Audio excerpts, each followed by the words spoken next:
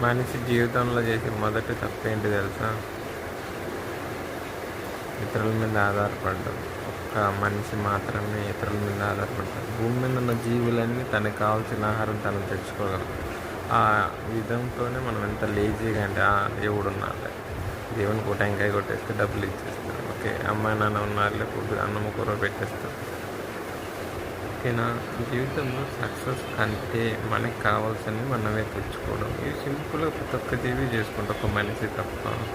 మనిషి ఎందుకు ఇతరుల మీద ఆధారపడుతుంది ఆలోచించండి. మనిషి మనిషిలా బతకాలంటే మన పనులు మనమే చేసుకోవాలి. ఎన్ని పనులైనా మనమే చేసుకోవాలి. ఓకేనా? పక్కనోళ్ళు మోసం చేసి మనకి బాధలు ఎలా వస్తున్నాయి, దేవుడా బాధలు వస్తున్నాయి, తలరాత ఎందుకు ఇలా రాస్తున్నాం. దేవునికి మనకి ఎటువంటి సంబంధం లేదు. మన జీవితానికి కావాల్సింది తిండి బట్ట ఇల్లు. తిండి బట్ట ఇల్లు, తిండి ముఖ్యం, బట్ట ఇల్లు అనేది క్వాలిటీ అవసరం లేదు.